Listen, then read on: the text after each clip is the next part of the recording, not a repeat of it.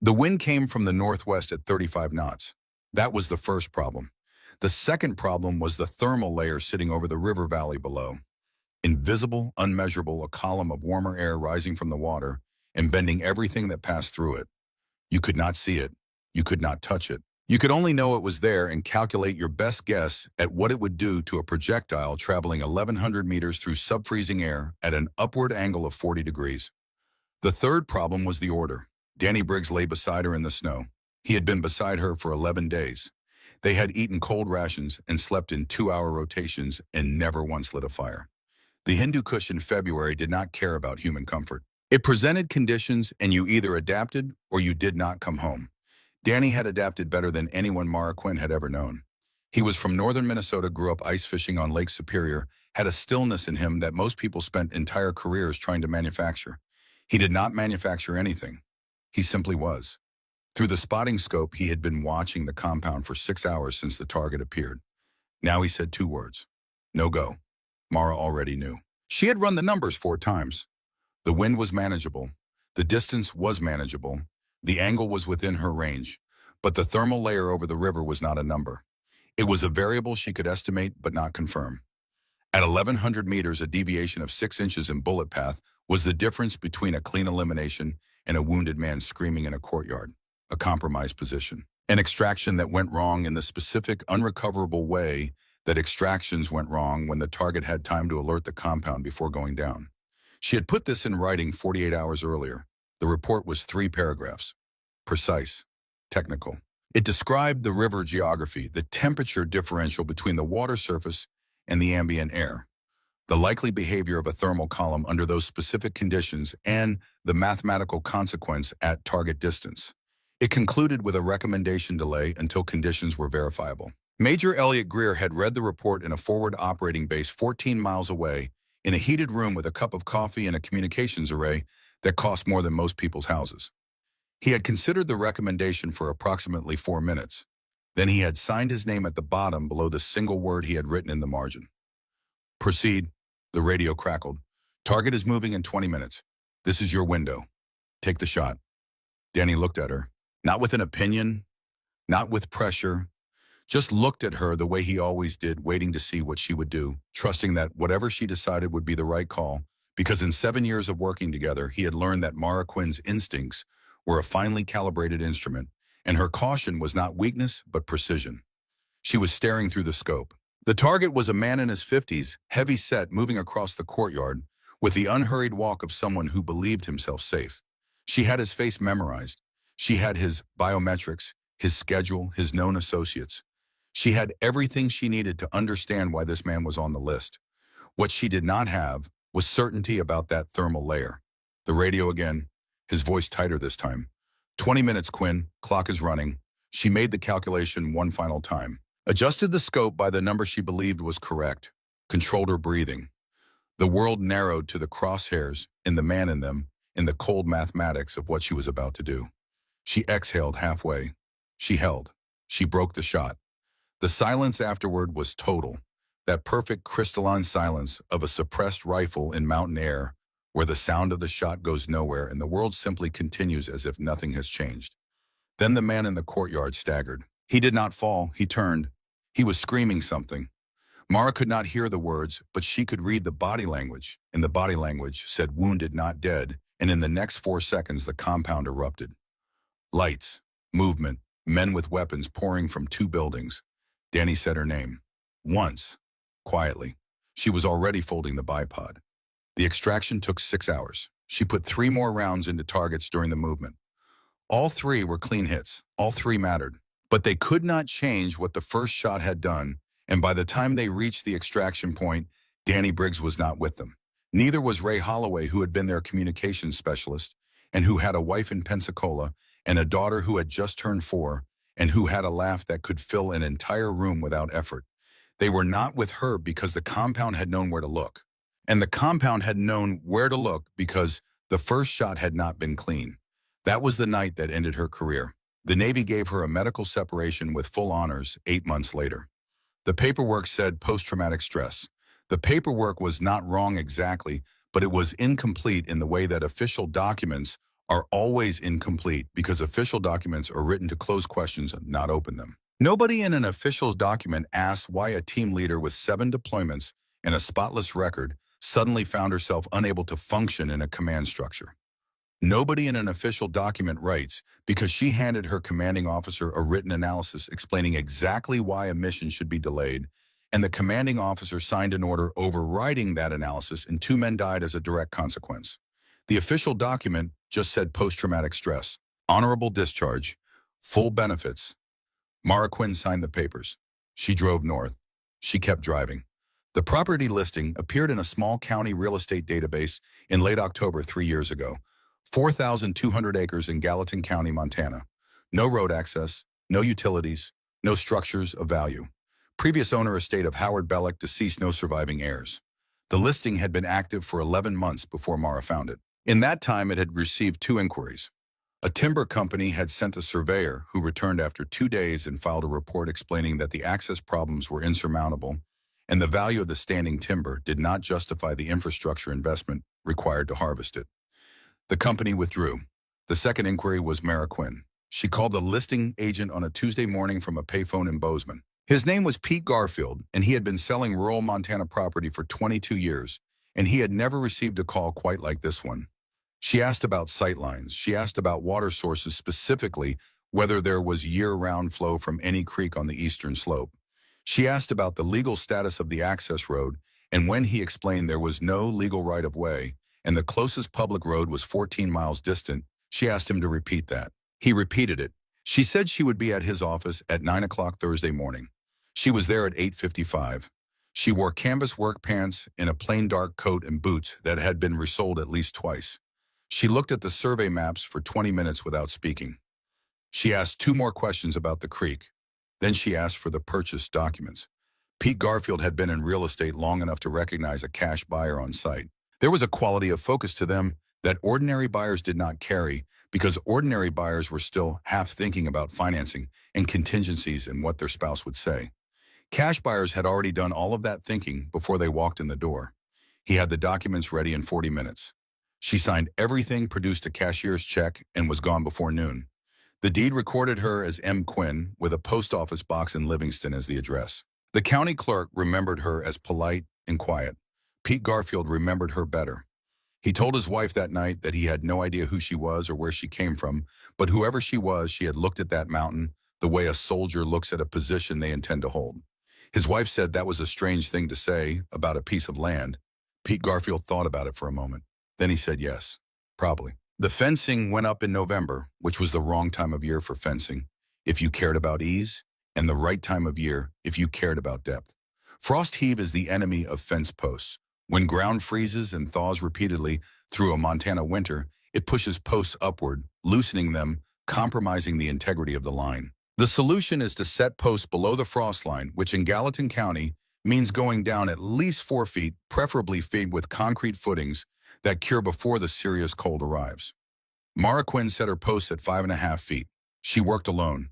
A modified travois hauled materials up the mountain in loads that would have challenged most men. A county road worker named Gus Fenwick saw her once from his truck on the access road, pulling a load of steel posts up a 40-degree slope in 18-degree weather. He told people at the diner in town that she was not even breathing hard, just moving, like someone working through a checklist. The fence ran 7 miles and enclosed the entire property. 8 feet of steel posts, 5 strands of barbed wire. The posts were military specification with double cap tops to shed ice accumulation. No gates except for a single cattle guard at the lower entrance welded shut. The locals noticed. Whatever you thought about who had built it, you could not look at that fence and think it had been built casually. It had been built by someone who understood defensive perimeters, someone who had thought carefully about what they were protecting and from what direction threats were likely to approach. The town of Bridger Falls had enough former military among its residents that several people recognized the fence for what it was. They recognized it and said nothing, because in that part of Montana, recognizing something and commenting on it were 2 separate decisions, and most people made only the first one. The cabin was a structure built in 1923 that the county had last assessed as having minimal habitable value. Mara repaired it herself over the course of that first winter. New beams cut from timber she harvested and cured on the property. A root cellar, proper drainage, a reinforced foundation, a wood stove that could heat the entire structure efficiently, and a water system fed by the Eastern Creek. No electricity. At night, the cabin showed nothing. No light, no glow, nothing visible from below or from the air. She woke at 5 in the morning, regardless of season. Coffee on the wood stove, oatmeal with dried fruit. Then she dressed in layers and walked. Every day she covered a different section of the property. Not hiking, studying. She learned where snow accumulated and where it did not, where the wind created false paths through the drifts that would not support weight, where the trees channeled sound and where the terrain absorbed it. She learned the creek's behavior through every temperature range. She learned which slopes caught the morning sun first and which stayed frozen until afternoon, because that affected footing, and footing affected movement, and movement affected everything. She placed markers on the ridgeline, careful ones cut into deadfall trees at precise intervals. From a distance, they looked like nothing in particular. To someone who knew what they were looking at, they were range cards, directional wind indicators, ballistic mapping for a property she had walked so many times she could navigate it in complete darkness from memory alone. A hunting guide named Trevor Haskins glassed the mountain one morning in late autumn and noticed the markers. He described them to his partner over lunch. His partner, a former Marine named Craig Donovan, asked him to describe them again. Then Craig put down his fork and said, "Those are range cards. Someone is mapping ballistics on that property." They did not glass the mountain after that. At night, Mara set targets. She used reflective tape cut to precise dimensions placed at distances from 200 to 1,400 meters.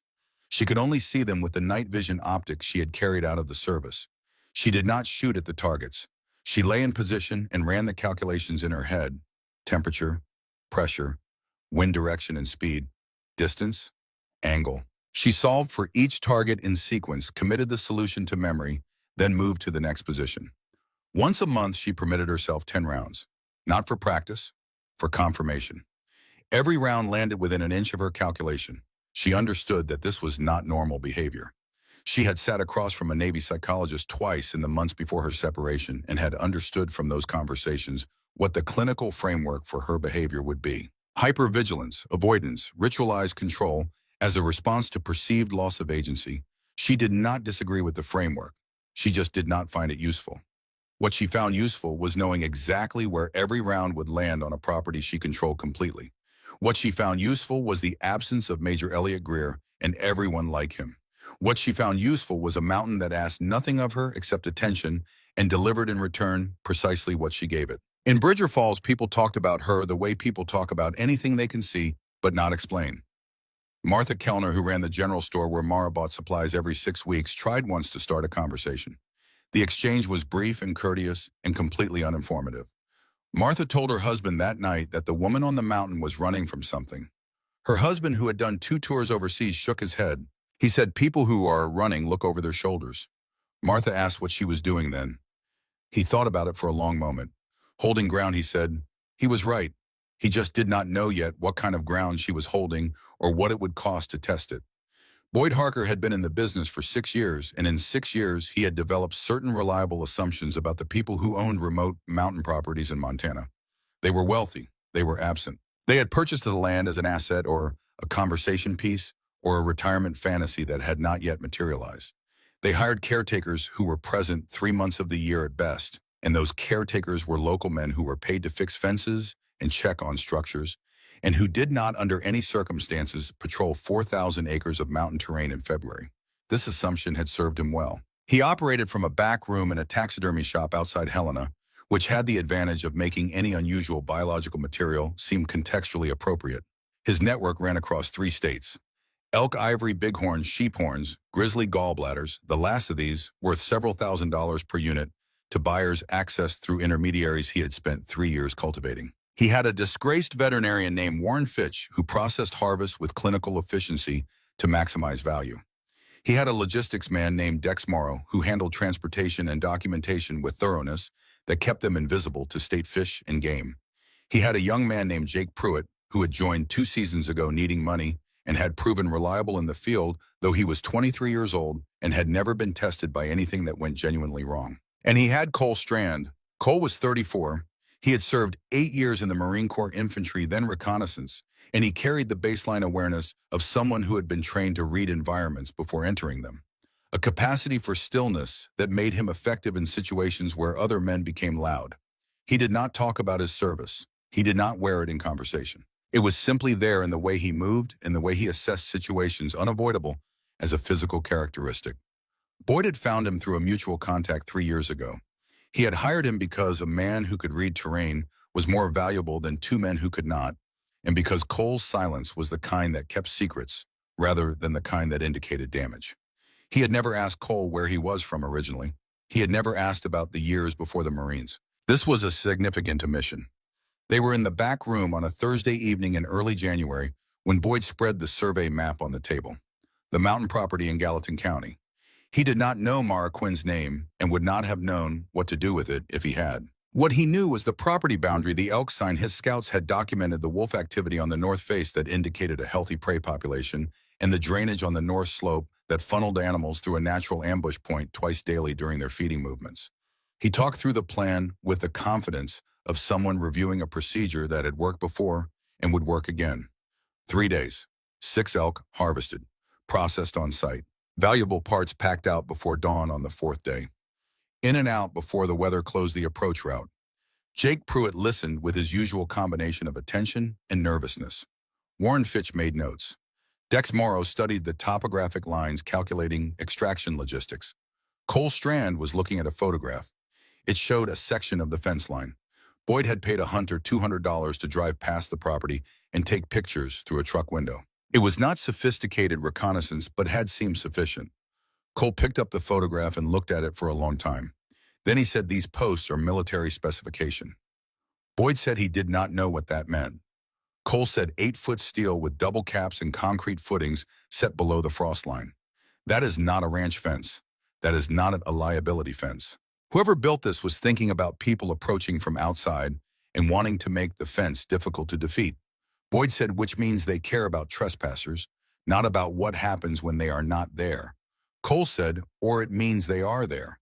Boyd said in January, nobody lives at elevation in January in this county. Cole said nothing. He looked at the photograph a moment longer. Then he set it down. Boyd took Cole's silence as assent because Boyd had learned that Cole's silences generally resolved into compliance. He was wrong about what the silence meant this time, but he would not understand that until much later in different circumstances when the full weight of Cole Strand's behavior on that mountain would become clear. Cole Strand drove back to his apartment and sat in his truck for a long time in the parking lot, engine off, watching the snowfall. He was thinking about the fence. He was thinking about someone who built a fence like that and what it meant about how they thought, not about property law or liability or the abstract concept of ownership, about perimeter, about terrain, about the difference between a line drawn on a map and a line defended by someone who understood what they were defending. He was thinking that Boyd Harker was planning to test that line. And he was thinking with the certainty that comes from having been on the wrong side of a bad decision once before that testing. It was a serious mistake. He went inside. He did not say anything to Boyd. He told himself he was being cautious about nothing. Told himself that the fence was just a fence, that the owner was just an owner, that this was just another operation on just another piece of land. He had told himself things like this before. The things had not always been true. The storm came in from the northwest on a Sunday evening, moving faster than the forecast had predicted. By midnight, visibility was down to 20 feet and snow was falling at 2 inches per hour. Temperature at elevation was minus 22 degrees Fahrenheit, with wind chill pushing the effective cold considerably further. This was by Boyd Harker's assessment perfect weather. Snow-covered tracks, low visibility eliminated aerial observation. Cold temperatures reduced the likelihood that anyone was moving on the mountain. He had seen storms like this one serve as cover for previous operations and had come to regard bad weather not as an obstacle, but as a tool. They staged at a fire road 14 miles from the property boundary, arriving in 2 trucks at 2 in the morning. Dex Morrow stayed with the vehicles. He would wait at the staging area for the duration of the operation and handle extraction logistics when Boyd's team reached the fence line on their way out. The 4 of them geared up in the headlights. Boyd ran through the plan one final time. Single file on the approach. Maintain tactical spacing. Dogs on leads until they reach the hunting area. Warren Fitch handled processing equipment. Jake Pruitt carried the additional coolers. Cole Strand took point. They strapped on snowshoes and started walking. Cole led them east along the creek drainage, following the natural contour of the land toward the property boundary. The storm was loud and the trees wind through pine, creating a continuous low roar that Cole had learned to filter. You listened beneath the roar. You listened for the sounds the roar was trying to hide. The fence materialized out of the dark at the edge of his headlamp. He stopped the group. He stood at the fence for a moment, 8 feet of steel in the beam of his light. Military specification posts set in concrete, the wire in 5 precise strands with no sag, no give, no evidence of frost heave. He put his hand on the nearest post. It did not move. Boyd had identified a crossing point 200 meters south where a seasonal creek had eroded the ground under the bottom strand. Cole found it and confirmed it was clear. He went through first. The others followed. The 3 dogs came through, last handlers pushing them under the wire. They were on the mountain. Cole started moving. He had gone perhaps 300 meters when he felt it. Not heard. Felt. The attention from a direction he could not precisely identify. Not wind, not animal, something deliberate. He stopped. Boyd came up beside him. Cole said nothing. Keep moving. He started moving again, but he did not stop listening. Mara had been awake since 4. Not because she had heard anything. She was awake because this was when she woke, regardless of season, regardless of weather. Her body had calibrated to this schedule over 3 years so precisely that she no longer needed an alarm. She was heating water on the wood stove when the sound reached her. She set down the coffee. Sound travels differently through snow, and most people do not understand the mechanics. Fresh powder absorbs high-frequency noise and creates an impression of muffled proximity. But low-frequency mechanical vibrations, the rhythmic compression of packed snow under weight, the flex of materials under load, those travel through the medium rather than across it. They propagate through the ground itself, conducted by the cold, amplified by the density of frozen soil. The sound came from the northeast quadrant, rhythmic, regular, deliberate, snowshoes. She stood still for 4 seconds, counting the rhythm, parsing the spacing between impacts, calculating from the pattern what she could about number and distribution. 4 distinct rhythms, plus a secondary pattern, lighter, faster, inconsistent. Dogs. She was dressed in 3 minutes. Base layer insulation outer shell. She pulled the rifle case from the locked mount on the cabin wall opened. It lifted the Remington 700 from its fitted interior. She had built this rifle herself over 2 years, matching barrel twist rate to the specific bullet weight and powder charge she used. 300 Winchester Magnum. Custom suppressor. The stock modified to fit her, precisely adjusted for cheek weld and length of pull in a way no factory configuration could achieve.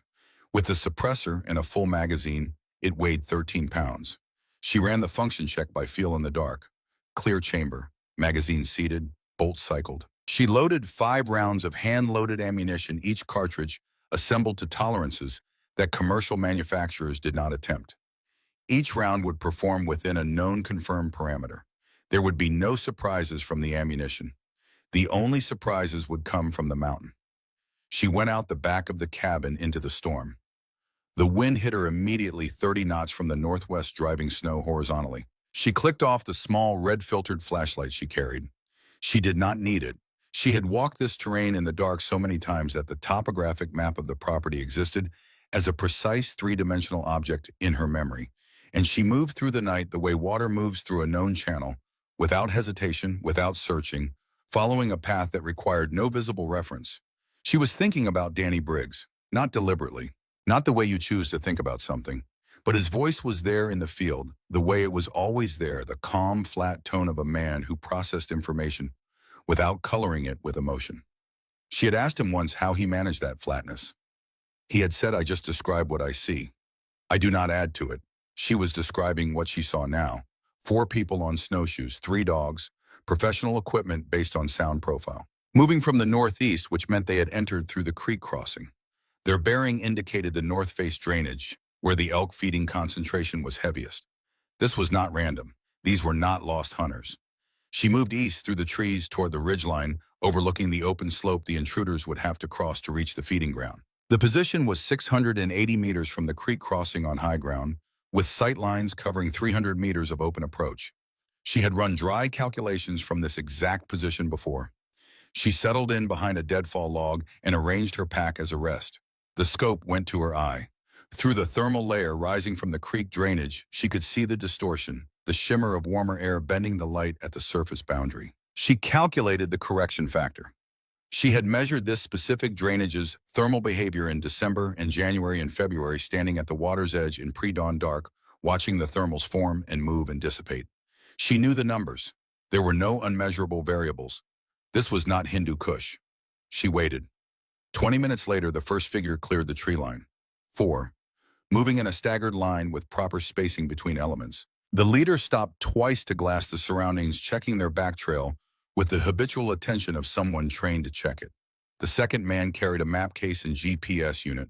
The third and fourth carried equipment packs. At the rear, one man moved differently from the others. Where the front three were focused forward, he was scanning laterally, reading the mountain as he moved through it. He was not reading it well enough, but he was reading it. She identified the role of each person from position and load, made her decision. She settled the crosshairs and began to calculate. The navigator was the right choice, not the leader. She had identified Boyd Harker by his movement, by the way the others oriented toward him when they paused, by the particular authority of his gestures. Eliminating the leader would scatter the group immediately. But scattered men in unfamiliar terrain during a mountain storm were unpredictable, and unpredictability was the one variable she could not calculate her way through. The navigator was different. Remove the navigator and the group had a leader without direction. They would freeze. They would have a conversation about what to do next, and that conversation would cost them time, and time in these conditions was a resource they could not afford to waste. The second man in line carried a map case and a waterproof sleeve under his left arm and a GPS unit on a lanyard around his neck. Warren Fitch. She did not know this name yet. She saw a man in his mid-40s with the physicality of someone who worked outdoors, not recreationally but professionally, carrying and cutting and processing things in weather that did not care about his preferences. He had stopped to check the GPS. He was looking down at the screen. Mara ran the numbers one final time. Wind 12 to 18 knots left to right with gusts she had tracked for 20 minutes, averaging toward the higher end. She used 15 as her working figure because she had learned to distrust calculations built on either edge of a variable range. Temperature minus 22 Fahrenheit at her elevation. Barometric pressure falling, 680 meters. Upward angle of 8 degrees requiring a correction for actual horizontal distance rather than line of sight distance, a distinction that mattered at this range. The thermal layer over the creek was present. She had already factored it. She had factored it because this time she had measured it, had spent 3 years learning the behavior of this specific drainage at this specific time of year. There were no unmeasurable variables. This was not Hindu Kush. She exhaled halfway and held. The rifle moved with her breath and stilled with it. The trigger broke. From 680 meters in a 30-knot storm with 2 feet of snowfall, absorbing sound, the shot was essentially silent from the perspective of the men below. What Warren Fitch experienced was an impact in his right shoulder that turned his body 90 degrees before his legs understood what had happened. He went into the snow in a single continuous motion. No stumble, no cry. He was conscious. The round had passed through the shoulder, cleanly missing the joint, and subclavian artery exiting through the rear deltoid and spending itself in the snow. A wound that would require medical attention and would hurt considerably but would not kill him if he reached a hospital within a reasonable number of hours. Mara had calculated this. She cycled the bolt. Boyd Harker had already dropped flat before the echo of anything reacting to the simple event of a man going down beside him in a manner that spoke to wired response bypassing conscious thought. He was behind a boulder before Warren Fitch stopped moving. The others went down too. Jake Pruitt threw himself behind a dead spruce with the graceless urgency of someone operating entirely on adrenaline. The rear man had gone flat and was already scanning the ridgeline with his thermal scope. He would not find her. She had positioned herself with her profile broken by branches above and snow-covered brush on either side. Her outer shell was non-reflective white over gray, matching the terrain. The rifle had no exposed metal to catch light. She had cut her profile to dimensions below the resolution threshold of the thermal scope he was using at this distance. She knew that scope. She had used the same model. She chambered the second round. Boyd Harker's head was visible at the left edge of the boulder he was using for cover. His left temple was available intermittently as he shifted position. She put the crosshairs on his temple. Her finger rested on the trigger. She held that picture for 3 full seconds. She was thinking about Danny Briggs going down in the dark in those mountains and not getting up. She was thinking about the document she had written and the signature below her recommendation and the single word written in the margin. She was thinking about what she had decided somewhere in 3 years of walking this mountain in all weathers, about what she would and would not do with the thing she carried up here. She moved the point of aim 8 inches to the right onto the face of the boulder itself and broke the shot. The rock fragmented, stone chips scattered across the snow. Boyd Harker flinched back behind cover hard enough that his shoulder hit the boulder face. His hat came off. The two smaller dogs had broken their leads entirely at the first shot, bolting into the pines on the eastern side of the trail. She could hear them moving through the trees, the sound diminishing. They were gone, running on instinct toward whatever open ground their training had not prepared them for. The third dog, a heavily built, scarred male, was still leashed, fighting whoever held it, turning in circles and barking hard enough to carry across the open ground through the storm. The rear man had gone completely still. He was no longer scanning. He was thinking. She could see it in the posture and the way his head had stopped moving and his body had settled into a low center of gravity. He said something to Boyd Harker. Boyd Harker's response was visible in his shoulders. Whatever the rear man had said was information Boyd had not wanted to receive. Mara did not take a third shot. She had communicated what she needed to communicate with 2 rounds, the first establishing capability, the second establishing restraint. Any competent person reading those 2 events in sequence would arrive at the correct conclusion, which was that whoever was behind the rifle had chosen not to kill anyone and was offering a limited window in which a different outcome was possible. Whether Boyd Harker was competent enough to read the message correctly was a question she could not answer from this position. But the rear man was. She was certain of that. She began to move. She had built the trap system in her second autumn on the property before she had any specific reason to believe she would need it. She had built it because she had learned in 7 deployments that the infrastructure you needed was always the infrastructure you had built before you needed it.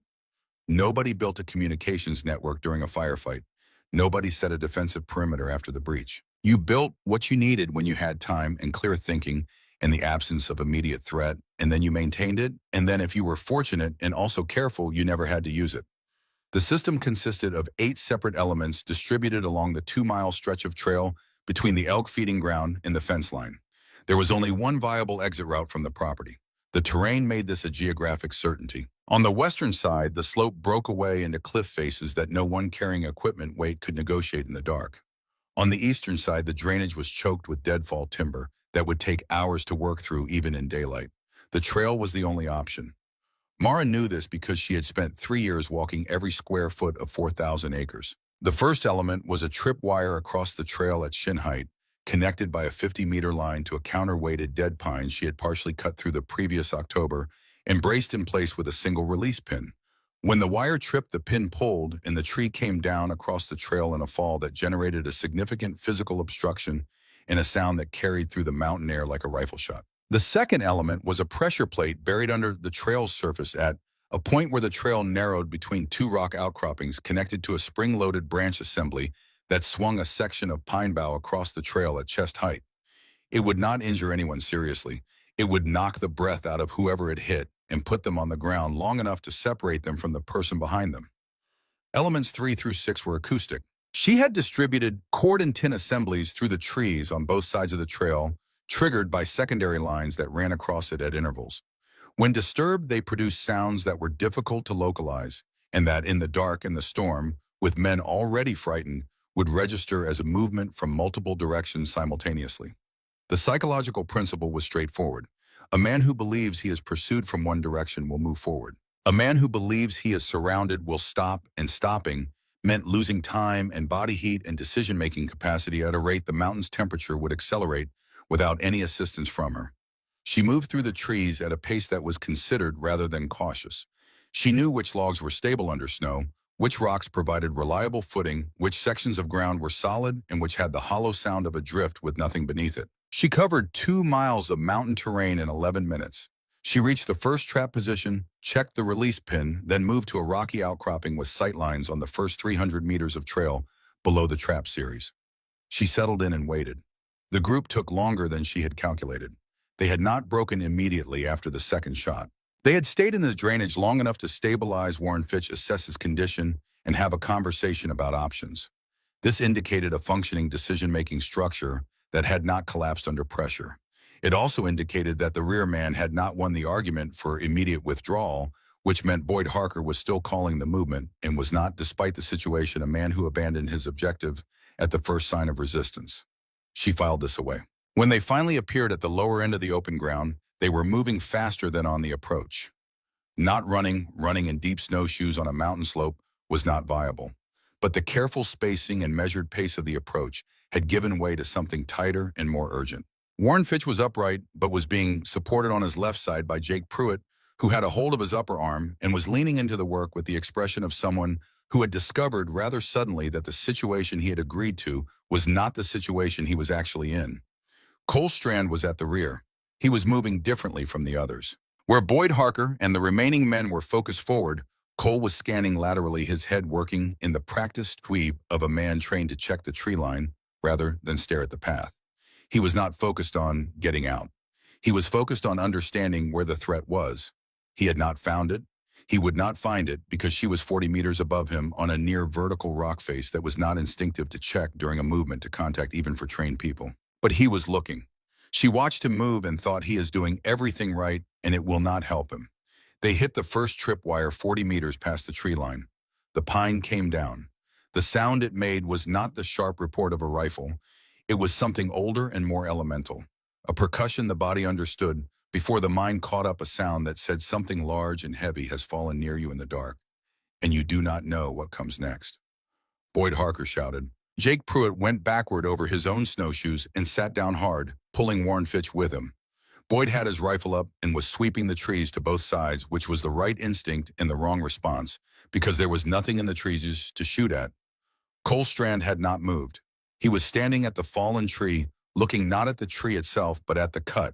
Mara had cut the base at an angle that was not how trees failed naturally, and Cole was close enough to see the fresh wood where the trunk had split from the stump. He crouched and looked at it for 3 seconds. Then he stood and said something to Boyd Harker. Boyd said something back. Cole said something else. Then he started moving, climbing over the fallen tree with the economy of someone who had assessed the obstacle and committed to clearing it. The others followed. 30 meters further down the trail, the second element triggered. The spring-loaded branch caught Boyd Harker across the chest at exactly the moment he had put his weight forward on his right foot. The impact stopped his forward motion and converted it directly into backward motion, and he went down into the snow and took the man behind him off his feet in the same action. They went down in a heap.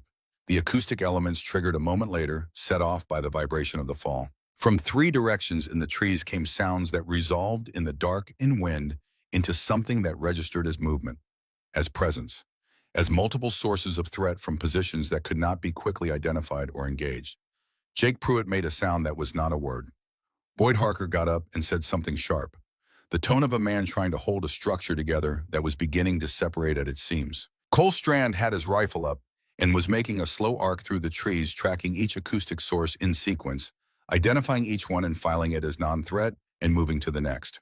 He was doing it correctly. He would finish the arc and know that the sounds were mechanical, not human.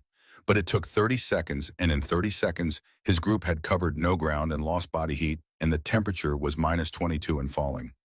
She moved. She circled wide through the trees, staying off the trail. She moved at 3/4 speed, which was faster than most people moved at full speed in these conditions, using the terrain the way a musician uses an instrument practiced for years, without thinking about mechanics, only about where she needed to be. She reached the rock narrows 8 minutes before they did. The narrows were a natural feature, 2 granite outcroppings that pinched the trail to a width of perhaps 20 feet, with rock faces rising to 60 feet on either side, and no bypass route that did not require technical climbing gear. It was the best position on the trail, the last place before the fence where she could control an encounter on terms she both chose rather than terms the terrain imposed. She took a position in the center of the trail and waited. She heard them before she saw them. Warren Fitch was managing his breathing with the careful attention of a man monitoring significant pain, conscious and controlling it, but the effort was audible at 30 meters. He needed warmth and he needed a hospital, and he needed both within a window. The storm was actively closing. They came through the narrows in a ragged single file, Boyd Harker first, Cole Strand last, the group compressed by fatigue and fear into something that no longer resembled the tactical formation they had maintained on the approach. Mara stepped out of the shadow at the base of the left rock face. She was standing in the center of the trail with her rifle slung. They stopped. 4 men, all of them exhausted, one of them injured, none of them with a clean line of sight and a ready weapon. And the composure required to use it. Boyd Harker still had his rifle at low ready, hands shaking from cold. Jake Pruitt was holding Warren Fitch's arm with both hands. The equipment pack man was looking at Boyd, waiting for direction. Cole Strand had his weapon up. He was the only one. She looked at him. He looked at her. She said, "That is far enough." Boyd Harker said, "Who are you?" She said, "You are on private property. One of your men needs a hospital. I will let you leave, but your weapons stay here." Boyd said, "We are leaving. We are sorry. We did not know anyone was here." She said the fence was 8 feet high. "You knew." Silence. Cole Strand had not moved. His weapon was up and his trigger finger was indexed correctly, and he was doing what he was trained to do, which was maintain readiness and wait for resolution. But his eyes were on her face, not on her rifle, not on her hands, on her face. Reading it the way a man reads a face when he is trying to determine whether the person in front of him is someone he needs to fear or someone he needs to understand. She looked back at him. She said, "Stack your rifles and your sidearms. Ammunition too. Then walk to the fence and do not stop." Jake Pruitt said, "We cannot give you our guns." She said, "Then you are not leaving." Cole said, "How many of us can you stop?" She said, "3 before anyone clears 50 meters. You want to decide who, or should I?" The wind moved through the narrows. Snow fell into the space between them. The scarred dog at the end of its lead had gone quiet, watching her with an attention that was different in character from the attention of the men. Boyd Harker stepped forward and set his rifle in the snow. He stepped back and unholstered his sidearm and set it beside the rifle. He did not look at the others. He said, "We are not dying over elk." Jake Pruitt set his rifle down without being asked a second time. The equipment man followed. Cole Strand lowered his weapon slowly, keeping his eyes on her until the barrel pointed at the snow. Then he crouched and placed it carefully and stood back up with his hands visible. She stepped to the side of the trail. She said, "Stay on the trail. Do not stop until you are across the fence." Boyd Harker picked up Warren Fitch's other arm, and they started moving. She watched them go. Cole Strand was last. He stopped for a moment, even with her, close enough that she could see the cold in his face, the ice crystals in his eyebrows, the exhaustion of a man who has been running on adrenaline in sub-zero temperatures and is beginning to feel the account come due. He said, "You were SEAL." She said, "Keep moving." He looked at her for one more second, then he walked. She waited until the last of them disappeared around the first bend in the trail below the narrows. Then she turned back to collect the weapons. She had taken 4 steps toward the pile when the sound behind her resolved into specific information weight, hitting packed snow fast from close range, from her right side and slightly behind. She turned at the same moment the impact came, rotating enough that the scarred dog's first strike caught her hip rather than her lower back. The impact was enough to put her on the ground, but not enough to take her consciousness. She came up with her sidearm clear of the holster before she had fully identified the target. The dog was the scarred male, a bear protection animal. They were different from hunting dogs trained not to corner game, but to put themselves between a threat and a person to absorb damage if required, to return to the threat repeatedly until one of them stopped. It came at her again. She had the sidearm up. She held it for 1 full second, the dog crossing the 12 feet between them with the speed of an animal built for exactly this. She holstered the pistol. She grabbed a handful of loose snow with her right hand and drove it into the dog's face as it closed the final 2 feet. The impact of its body hit her arms and drove her back a step, but her grip on the vest it was wearing held. She turned with the momentum, using the dog's own mass to swing it past her center, and pressed it against the rock face on the right side of the trail. Not hard, controlled. She had both hands on the vest, the dog's body pinned at an angle that immobilized it without injuring it. It was snarling. The sound was the sound of an animal that had not been defeated and did not intend to be.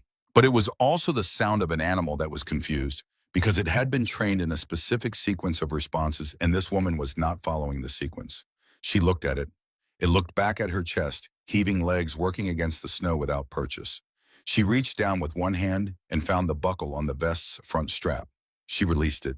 Then the secondary strap. She stepped back and the vest fell away, and she released the animal entirely. The dog stood on the trail. It was looking at her, not with aggression anymore, but with something that was not quite confusion and not quite recognition. It had been trained to protect people who were now gone, and the person in front of it had not done what people in threat situations did, and its training had no subroutine for this. She said, "Go on." The dog took 1 step toward her. Then it stopped. She pointed down the trail. The dog turned and bounded into the dark, following the smell of the men who had been its handlers, and who had apparently forgotten about it in the urgency of their departure. Mara stood in the trail for a moment. Then she turned back toward the weapons. She collected the 4 rifles, broke the actions open on each, confirmed they were unloaded, bundled them with the ammunition boxes the men had left, wrapped the bundle in a waterproof tarp she had cached at this position, and secured everything in a natural cavity in the rock face. Then she went back for the packs they had dropped. Jake Pruitt's pack was the largest dropped at the second trap when Pruitt had gone down, helping Warren Fitch, and had not managed to get it back on before they started moving again. She opened it in the beam of her red-filtered flashlight. Processing tools, sealed in waterproof bags organized with the system of someone who had packed and unpacked this equipment many times. Coolers collapsed flat, a veterinary kit, syringes, chemical compounds, bandaging. She went through the side pouches, a GPS unit showing their approach route, and when she scrolled back through the history, 12 previous approach routes across 4 states. A notebook, slim, dark blue, tucked behind the GPS unit in a zippered sleeve. She pulled it out and opened it. The first pages were logistics. Dates, coordinates, species weights, prices, received buyer codes. The notation was efficient and consistent, the handwriting of someone who maintained records carefully. She recognized the professional habit of it. You kept records because records let you see patterns and patterns let you optimize. She had kept records herself for years, though hers had been about different kinds of targets. She read through 6 months of entries. Then she found the ones that changed the character of everything she had read before them. The notation format was identical to the others.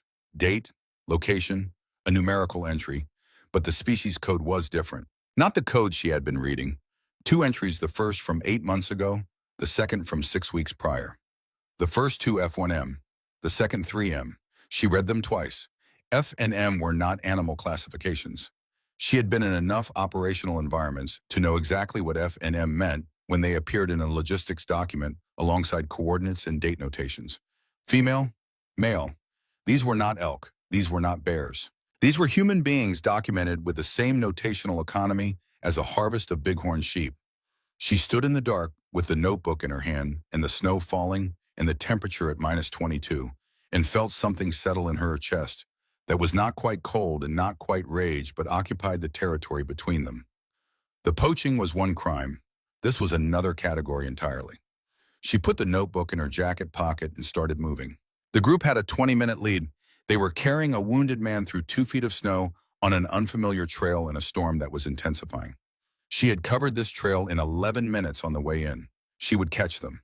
She moved with the controlled urgency of someone who had learned to be fast without being careless, who understood that the difference between effective speed and dangerous speed was the difference between arriving and not arriving at all. She came out of the trees 60 meters above the fence line. Below her, 4 men were struggling through the final stretch of open slope toward the wire. Warren Fitch was barely upright. Boyd Harker and Cole Strand were on either side of him. Jake Pruitt was ahead, moving fast, not looking back. One of the men had bolt cutters out and was already working on the fence wire. Mara stepped out of the trees. She said, "I told you to stay on the trail." They turned. No weapons. Nowhere to run. Warren Fitch had his head down, managing his breathing with the careful attention his condition required. Cole Strand looked at her, then at the fence, then back at her. She held up the notebook. She said, "Tell me about the special transports." Boyd Harker's face changed. It was not a subtle change. It was the change of a man who has been carrying a specific secret and has just seen the specific object that exposes it. The blood moved out of his face in a way that had nothing to do with the cold. Jake Pruitt made a sound. Cole Strand closed his eyes. Nobody spoke for a long moment. The storm moved across the open ground between them, and the fence wire sang in the wind, and Warren Fitch breathed with the labored care of a man rationing effort. Everything else was still. 4 men standing in the snow at the edge of a property they had broken into, looking at a woman holding a notebook that contained in 9 precise lines of handwriting the end of everything they had thought this night would be. Mara watched Boyd Harker's face. She had watched a lot of faces in her career. Not for emotion primarily, though emotion was information. She watched faces the way she watched terrain, looking for the feature that told you what the ground would do under pressure. Boyd Harker's face was doing something specific. It was the face of a man calculating. Running numbers against outcomes the way a person does when they have several things to protect and have just realized they cannot protect all of them and must decide quickly and without preparation which ones matter most. His own freedom was one of the things he was calculating. His operation, his network, the buyers and the logistics, and the 6 years of carefully constructed invisibility. And underneath all of that, the specific secret that the notebook represented, the thing that was qualitatively different from the other things he had done and that he understood, in whatever moral architecture remained functional inside him, was different in a way that could not be argued away. Jake Pruitt was not calculating anything. He was standing with his arms slightly away from his body, in the posture of someone who has already decided, and the decision was full surrender. He was looking at this ground because looking at anything else required a self-regard he did not currently have access to. Cole Strand had opened his eyes. He was looking at the notebook. Not at Mara, at the notebook. His expression was not the expression of a man seeing something for the first time. Mara said, "I need names, the intermediaries, phone numbers, where the transports originated and where they went." Boyd Harker said, "Those are not our people. We just provided the route. The geography. We do not know who they are." She said, "You know something." He said it was handled through a third party. Cash drops. Burner phones. "We never met anyone directly." She said, "Give me what you have." He said nothing for a moment. Then he said 3 names, 2 phone numbers.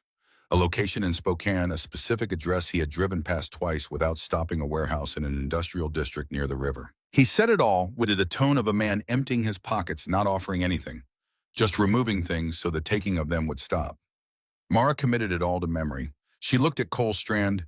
He had been listening to Boyd recite the information with the stillness of someone who already knew it, who had spent time with these facts in private and was hearing them spoken aloud for the first time. His jaw was tight. Not from cold. "She said you knew." He said not at first. She waited. He said, "I grew up outside Billings. My father walked out when I was 11. When I was 19, someone offered me logging work in Oregon. Good wages. Housing provided. Transportation arranged. I paid them $400, which was everything I had, and they drove me to a facility outside Boise that was not a logging operation." He stopped. She waited. He said, "I was there for 22 months. There were 11 other people on the property when I arrived. Some of them had been there longer than I had. I left through a gap in a fence during a supply delivery when the count was wrong and the guard was distracted. I walked 8 miles to a gas station on State Route 78 and called the sheriff from a payphone. The sheriff sent one deputy who did not seem particularly interested, and nothing happened. I joined the Marines 4 months later because it was the only structure I could find that made the previous 2 years feel like something other than what they were." He looked at Mara. He said, "I found the notation in the ledger 4 months ago. Boyd had people. I was one person with a prior record and a story a sheriff outside Boise had already decided was not worth his time. I did not know how to stop it alone." Mara said, "So you waited." He said, "I waited for someone with the capability to stop what I could not stop by myself. I stopped making it difficult for you tonight because I recognized you were that person." She held his gaze for a moment. Then she looked at Boyd Harker. She said, "You are going to walk out to Highway 2. You are going to find the nearest phone, and you are going to call the Gallatin County Sheriff, and you are going to tell them everything. The poaching, the transports, every buyer in that ledger, every location those GPS coordinates represent. All of it." Boyd said, "And if we do not?" She said, "Then the FBI receives the ledger, the GPS unit photographs of all of you, and a written account of this evening that includes the address in Spokane. How long before someone connects your operation to the entries in this notebook? How long before someone asks where the people at those coordinates went?" Silence. She said, "Your man needs a hospital. Every minute you spend deciding is a minute he is losing." Boyd Harker looked at Warren Fitch, then at the fence, then at Mara one final time with the expression of a man who has run out of moves and knows it and is deciding how to carry that knowledge. He said, "We will confess." She stepped aside. Cole Strand was the last one through the gap in the fence wire. He stopped on the other side, the way he had stopped beside her in the Narrows, and looked back at her through the snow. He had the look of a man with something left to say and no remaining framework in which to say it. He said, "The people in that ledger, the ones still out there." She said, "I will find them." He looked at her for one more second. Then he turned and walked into the dark toward the highway. Mara stood at the fence line and watched them disappear. Then she turned back toward the mountain. She made the calls from the ridge above the cabin where the satellite phone had its best signal through the storm. Dana Marsh first. The Gallatin County Sheriff was a former Army Ranger who had done 2 tours in Iraq and who had come home to Montana because she understood, as Mara understood, that the particular intensity of attention that certain kinds of service produced needed land to work with. She answered on the second ring at 3:45 in the morning, which told Mara everything she needed to know about the kind of person she was dealing with. Mara gave her the facts in sequence. Trespass, discharge of a firearm in defense of property, 1 wounded individual requiring immediate medical attention, Group of 4 moving toward Highway 2 on foot. A fifth individual, the logistics man, waiting at a staging area on the fire road 14 miles west. Then she described the notebook. Dana Marsh was quiet for a moment. Then she said, I am going to need that notebook. Mara said she would leave it at the cattle guard. Then she called the FBI field office in Missoula. The duty agent asked her to slow down 3 times before he started getting everything she was telling him. She did not slow down. She gave him the same facts in the same sequence, then gave him the 3 names Boyd Harker had provided, and the 2 phone numbers and the address in Spokane. The duty agent's tone changed after the 3rd name in a way that told her at least one of those names was already known to the Bureau. She filed that observation away. Then she dialed a number she had memorized 4 years ago and had not used since. Victor Hale answered on the 4th ring. His voice carried a quality of attention behind it that you only heard in people who had learned to be very quiet in very dangerous places and had brought that quality home with them. He said, Quinn, she said, I need you to verify some names. She read him the 3 names Boyd Harker had given her. She heard him write them down. He did not ask questions. He knew from the fact of her calling at this hour from a satellite phone that questions were secondary. He said, give me 6 hours. She said, take 5. She went inside and banked the fire and sat in the dark cabin and did not sleep. Victor called back in 4 hours and 40 minutes. She was standing on the porch with coffee watching the storm break apart in the pre-dawn gray when the phone vibrated. The sky to the east had gone from black to the dark blue that preceded first light, and the wind had dropped to perhaps 10 knots, and the fresh snow lay over the mountain in a smoothness that erased everything that had happened in the night. Victor said first 2 names are mid-level logistics, supply chain management for the transport network, both connected to a larger organization operating out of the Pacific Northwest. FBI has files on both. Nothing active yet, but the names are known. The 3rd name is more interesting. Mara said, tell me. He said the coordinator at the Spokane location. His name before he changed it was Frederick Ansel. He worked as an intelligence contractor for the Department of Defense from 2014 through 2019. Specialization in human intelligence networks and source management in Central Asia. She felt the coffee go cold in her hand. Victor said Kunar Province, 2018. The porch was very still. She understood the mechanics of what she was hearing before she had finished hearing it. Her mind worked the geometry of it, the way it worked ballistic calculations, finding the solution before the conscious part of her thinking had fully assembled the problem. The target she had been ordered to eliminate, a man coordinating attacks on supply convoys. That was the official characterization. That was what the mission file said, and what Major Elliot Greer had presented to her team in the briefing room at the forward operating base.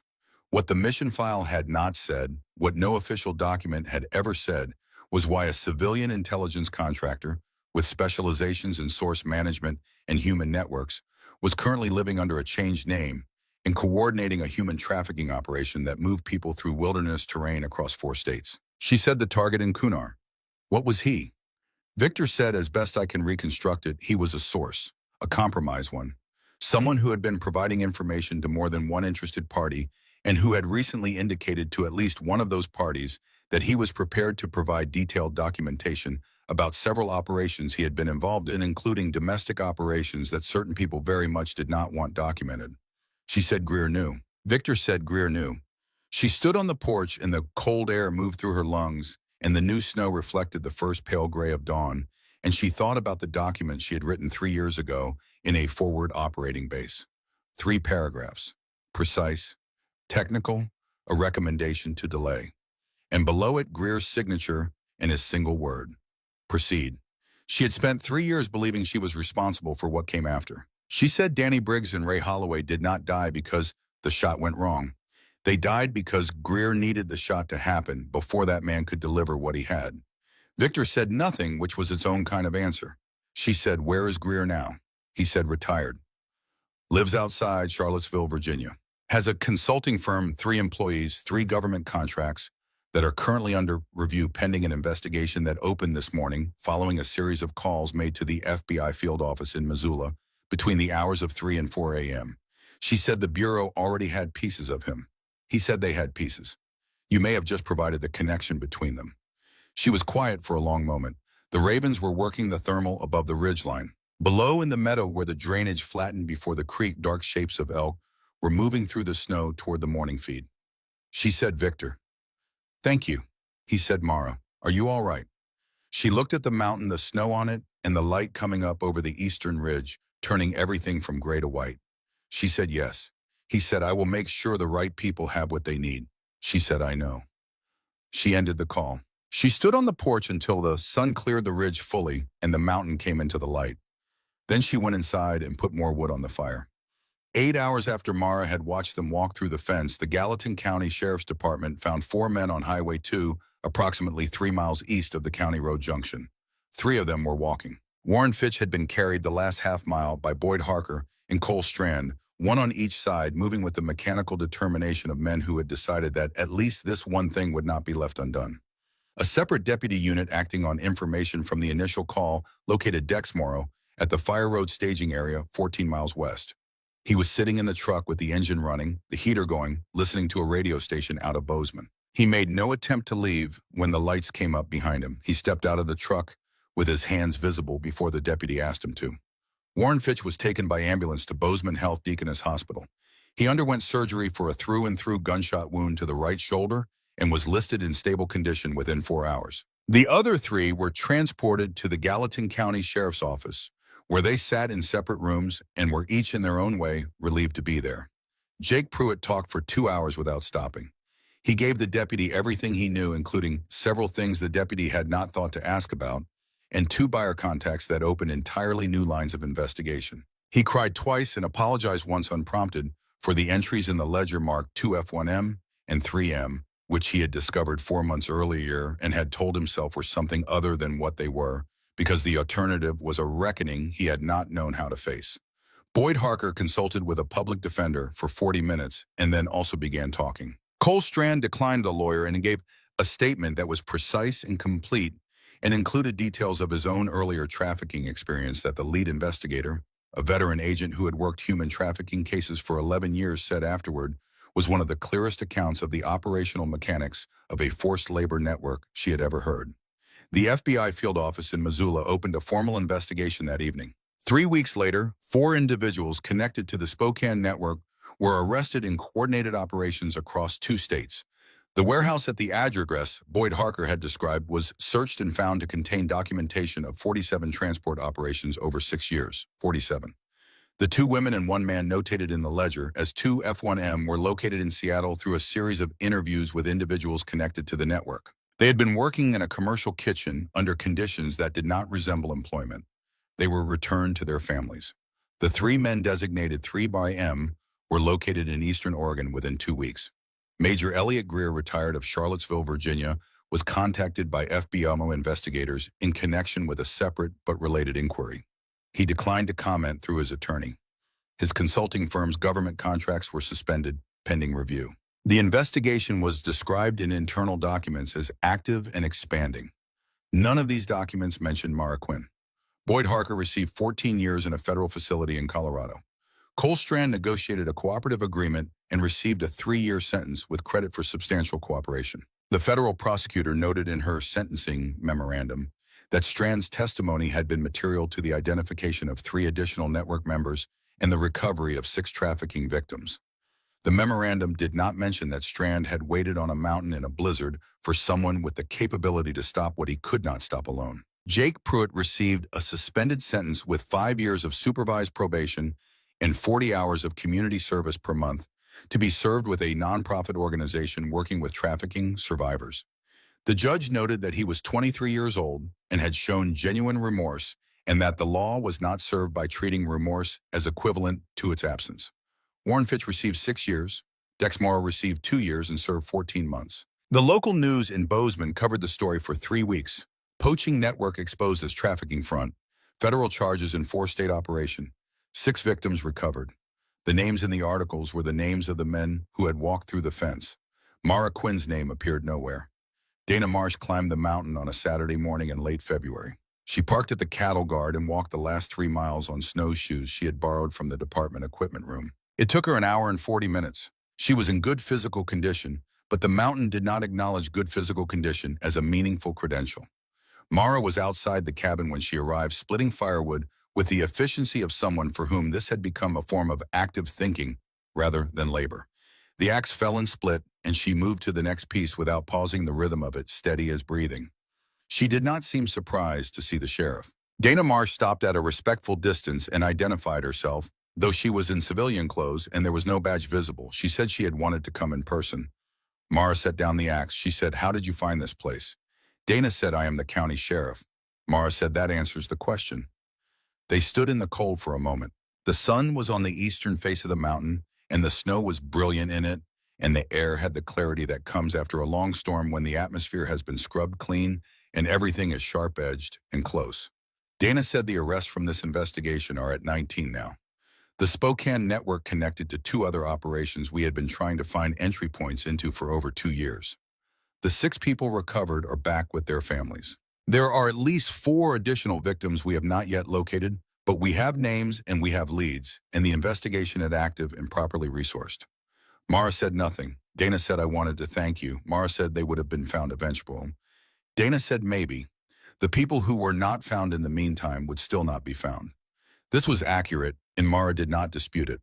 Dana reached into her jacket and produced a card. She held it out. She said, "My direct line, not the department number. Mine, if you ever need anything. Off the record and not subject to paperwork." Mara took the card. She looked at it for a moment. She said, "I just want to be left alone." Dana said, "I know, and I will do what I can to make sure that happens." The investigation report that went to the Bureau describes an anonymous tip and a crime scene consistent with defensive use of a firearm on private property by an unidentified individual. That is the accurate version of events, and it will remain the accurate version. Mara nodded once. Dana looked at the mountain above the cabin at the ridgeline, white against a sky so blue it was almost painful. She said, "This is something up here." Mara said yes. Dana Marsh pulled her hat down over her ears and started back down the mountain. That night, Mara sat by the wood stove and held the card for a long time. She thought about the number on it and what it represented and what it would cost her to retain the option it offered. She thought about Dana Marsh walking 3 miles uphill in borrowed snowshoes to say thank you in person, and what that said about the kind of person Dana Marsh was, and whether the people you allowed to have your number defined in some measure the kind of person you were choosing to become. She put the card in the wood stove. She watched it burn. She remembered the number. Spring came late that year. The snow held through April and into the first week of May, which suited Mara because the cold kept everything still, and stillness was a condition she had learned to work within rather than against. She spent March and April repairing sections of fence the winter had stressed. The ground had been cold enough that none of the posts had heaved, which was the return on the investment of setting them deep, which was the return on building things correctly the first time. In the first week of May, on a morning when the sky was cloudless and the temperature had risen enough that working in a base layer was possible, she hiked to the summit. She was carrying something. The plaque was bronze 4 inches by 6¼ inch thick. She had ordered it from a monument shop in Livingston, using a description sent by mail, and had collected it in person paying cash 6 weeks ago. It had been sitting on the shelf above the wood stove since then, under a cloth waiting for the ground to be accessible. She carried it to the summit in a canvas bag, along with a hammer and masonry drill and 2 anchor bolts. The summit was a granite shelf about 30 feet across, tilted slightly east, with a natural cairn of 3 large rocks at its eastern edge, where someone at some point in the previous century had marked the high point of the property with the stones available to them. She chose the face of the largest rock, which caught the morning sun from the east and would catch the evening light from the west, and was oriented toward the open sky rather than toward the mountain. She drilled the anchor holes. She set the bolts. She fitted the plaque and tightened it until it was solid against the rock face and would not move under frost or wind or the settling of stone through seasons she would not be here to see. Then she stepped back and looked at it. Danny Briggs Ray Holloway. They knew what they were doing. They chose to do it anyway. She stood there for a while. Below the summit, the eastern slope fell away through pine and spruce to the meadow, where the creek bent south, and in the meadow she could see dark shapes of elk moving in the morning light. A bull with a rack just beginning to push up through the spring growth, moving with the ease of an animal that had not been pressured in a long time, that had learned a territory was safe and had settled into that knowledge. She said, "I should have brought you both here." The wind moved through the cairn rocks and around the edges of the bronze and made no particular sound. She said you would have liked it. She sat on the granite for a while with her knees up and her arms around them and watched the elk move through the meadow below and the ravens work the air above and the light travel across the snow on the upper slopes as the sun climbed. She was not thinking about anything specific. She was simply there, present in the way the mountain required if you were going to be on it honestly. After a while, she picked up her tools and started back down. 3 weeks after she had released it into the dark at the Narrows, the dog came back. She found it at the cattle guard at first light on a Thursday morning, thin to a degree visible even under its heavy coat, limping on the front left leg, sitting in the snow, with the posture of an animal that has traveled a long distance and arrived somewhere and is waiting to see what the somewhere does with the fact of its arrival. She stood at a distance and looked at it. It looked back at her. The scarring around its muzzle was more visible now than it had been that night in the dark. Whatever the dog had been trained to do, it had been doing it for years, and the years had left marks, the way years always left marks on things that worked hard. The tactical vest was gone. She had cut that away herself. Without it, the dog was just a being large and scarred and present, carrying its history in its body the way most living things carried theirs. She went back to the cabin and returned with a bowl of water and a bowl of dried meat. She set them down at a neutral distance, far enough that the dog did not have to come to her to reach them, and stepped back. The dog got up limping and walked to the bowls and ate and drank without taking its eyes off her for more than a few seconds at a stretch. She watched it eat. When it was done, it sat back down and looked at her again. It was doing what dogs do, which is assess the situation through the available information and decide based on that assessment what to do next. The assessment appeared to take some time. Then it walked to her and sat down at her left side. She put her hand on its head. She said, "Briggs." The dog's ears moved. She said, "That is your name." It did not object. She brought it inside and cleaned the leg and found nothing broken, just a deep bruise that would resolve with rest and food. She made a bed for it from a folded wool blanket in the corner nearest the wood stove, which was the warmest corner of the cabin, and the dog settled into it with the immediate thoroughness of an animal that has been cold for a long time and recognizes warmth as something to be taken seriously. It did not like strangers. Over the following weeks, when an occasional vehicle slowed on the access road or a person appeared at the cattle guard, Briggs would place himself between Mara and the perceived approach and stand with a stillness that communicated without ambiguity that the standing position was not open for negotiation. Pete Garfield, the real estate agent who drove up once to check on the property at the behest of the county assessor, reported to his wife that the dog at that gate had regarded him in a manner he could only describe as professional. He did not return. Mara spent the rest of that spring and into summer working on new projects. A greenhouse built from salvaged glass and timber she harvested from a blowdown on the north face. A second water storage cistern fed from a collection system on the cabin roof. She reinforced the root cellar against a family of ground squirrels who had identified it as a promising development opportunity. She worked because work was structure and structure was survival, and because the mountain had more to offer than she had yet learned to receive, and because learning it required the kind of attention that could only be given by someone who had nowhere else to be and nothing more important to do. Victor Hale called again in August. She was on the porch in the evening light, Briggs lying in the last of the sun with his chin on his front paws, watching the meadow with the baseline vigilance that she had come to think of as his natural resting state. The phone vibrated in her pocket. She had kept it charged because it was a tool, and discarding tools because they had uncomfortable associations was not a habit she intended to develop. She answered. Victor said Greer is cooperating with the Bureau. She said nothing. He said he entered into a proffer agreement 6 weeks ago. The terms are not public, but the scope of the investigation has expanded significantly. There are people in the process now who were not in it before. Some of them have uniforms. She said, "How many?" He said, "More than one." Less than I thought. More than the Bureau expected. She said, "Is it going to matter?" He said, "I think so. It will take time. These things always take time. But the cooperation is real, and the documentation is extensive, and there are people in the Bureau and the JAG who are treating this as something that has to be pursued fully, not managed into a quiet resolution." She was quiet for a moment. The light was going out of the sky over the western ridge, the orange giving way to deep blue. Briggs had raised his head and was looking at the tree line, tracking something moving at the edge of visibility in the meadow below. Victor said, "Mara. Danny Briggs and Ray Holloway are in it, not by name in anything public yet, but in the actual investigation, the one behind the filing documents, yes. What happened to them is part of what is being examined." She stood on the porch with the cold air in her lungs and thought about the plaque on the summit rock. The two names pressed into the bronze. She thought about what she had said to the mountain and what the mountain had not answered. She thought about what it would mean to follow this further, to be in rooms with documents and lawyers and the formal machinery of accountability, which moved slowly and produced outcomes that were accurate only in the way that maps were accurate, true, in broad shape, but missing the texture of what had actually happened. She thought about Danny Briggs lying in the snow for 11 days in the Hindu Kush, with the stillness of someone from northern Minnesota who had learned early that patience was not a mood but a skill. She thought about Ray Holloway and his wife in Pensacola and the daughter who had just turned 4. Victor said, "Do you want to know more when there is more to know?" She said, "Not yet." He said, "I will be here when you are ready." She said, "I know."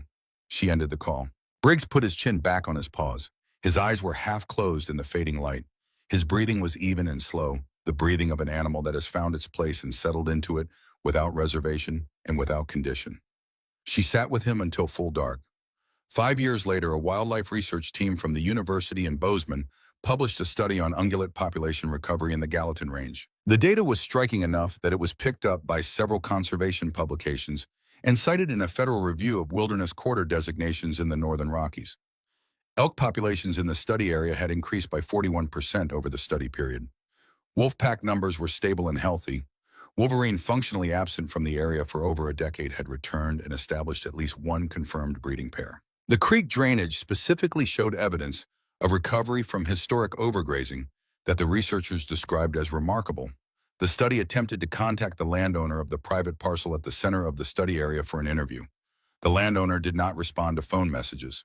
She responded to a written inquiry with a single handwritten sentence sent back in the same envelope the inquiry had come in. "The land heals itself when you leave it alone." The researchers cited this in the study's conclusion.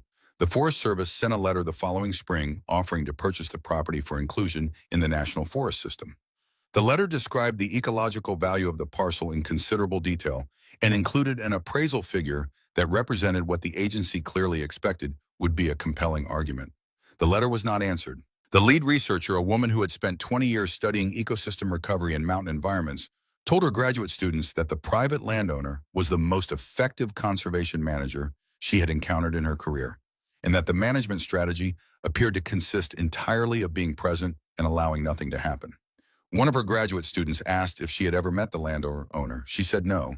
She said nobody had. She said the county assessor drove up once a year to confirm the property was occupied based on evidence of maintenance and the column of wood smoke from the cabin chimney visible from the access road in cold weather, and that this appeared to be the extent of official contact.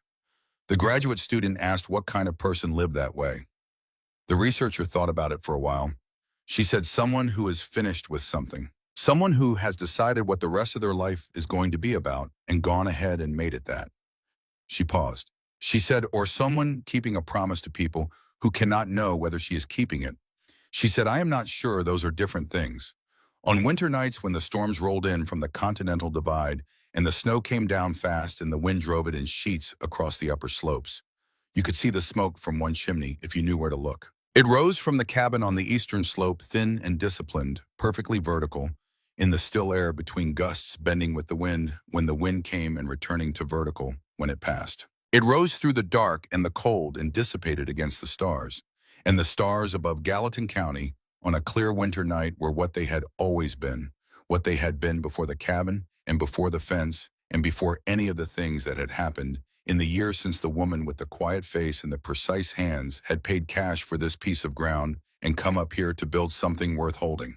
The mountain did not know what she had brought to it. The mountain knew only what it always knew, the weight of seasons and the passage of animals and the slow, patient work of water through stone. It knew the weight of a woman walking its slopes in the dark, moving with the certainty of someone who has learned a thing well enough that it lives in the body rather than the mind.